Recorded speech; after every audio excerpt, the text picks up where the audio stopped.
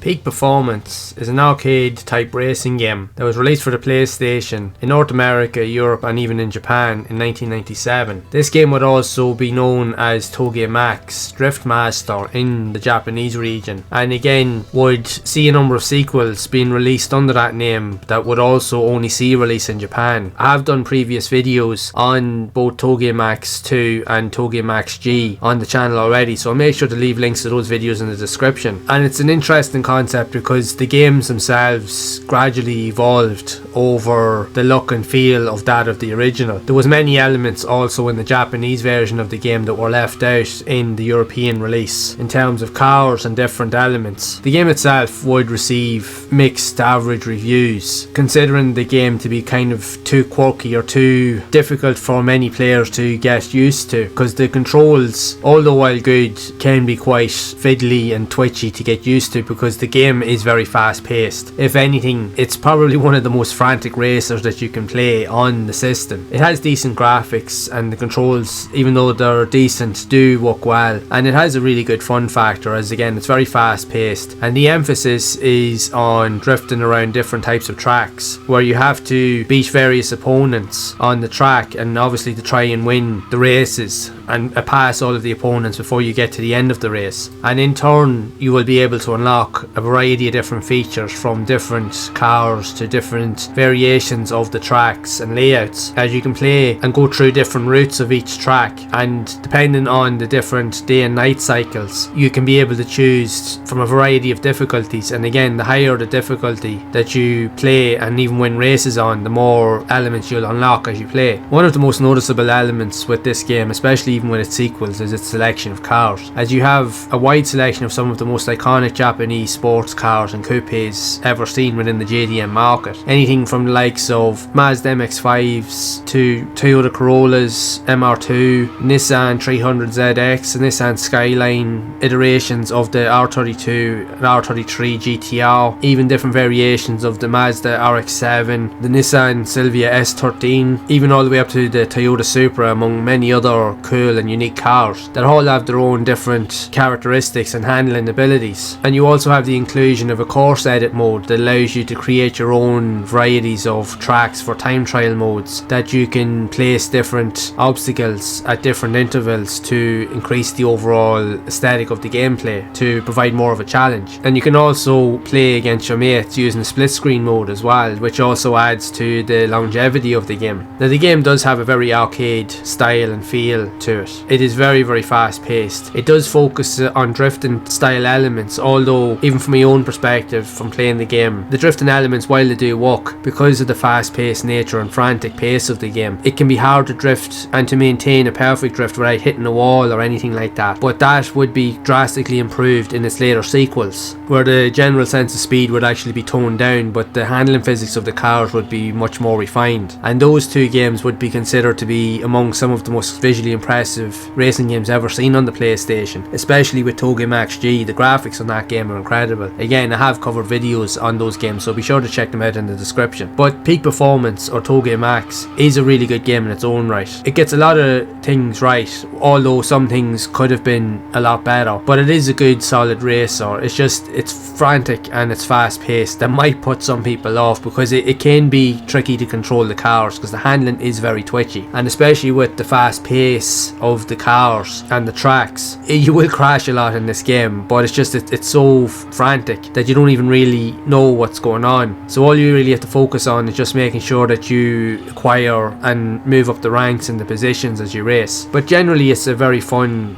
game to play, and it has enough unique modes and even track layouts to keep you playing for quite a while. While it doesn't have the same diversity of tracks you would see on more mainstream games, it does definitely have enough there to keep you playing for a while, and definitely offer something a wee bit different, plus the fact that you get to play as iconic racing cars as well. So that in itself is another reason why you should try it out, especially if you want to gain access to playing like your Toyota Supras and Skylines and so forth. If they're more your thing, this would be another game on the PlayStation to try out to gain access to those cars. all in all, it's a fun game that in my own opinion is worth having a look at. It is worth trying out for sure. And from my own experience in playing it, yeah, it is twitchy and can take a while to get into, as it does have somewhat of a steep learning curve at the start, but once you put a bit of time into it, it is a really good racer and it's a lot of fun. I really like the graphical nature. It is very bright, vibrant and colourful graphics that really suit the aesthetic of the game, but again, these would all be later refined and tweaked in the sequels. But it's still a very fun game to play, and it's often overlooked with regards to racing games on the PlayStation, but it's still a worthwhile experience for anyone that does want to get involved or get more involved with racing games in general on the system. This is another one that I genuinely think is worth trying out for sure. And I would love to know your thoughts on Peak Performance, or say Toge Max for the PlayStation, if you have played the game at all, and if so, what do you think of these type of games? Do you enjoy them, or maybe not so much? I'd love to hear whatever stories you do have of this game, so be sure to share it down in the comments below. And if you have enjoyed this video, make sure to leave a like, subscribe to the channel and hit the bell to be updated of future videos. And if you would like to see more content around other types of racing games also seen on the PlayStation, similar to Peak Performance, then you can check out the playlist here on the screen to see more of those games in action. And as always, keep those gaming memories alive.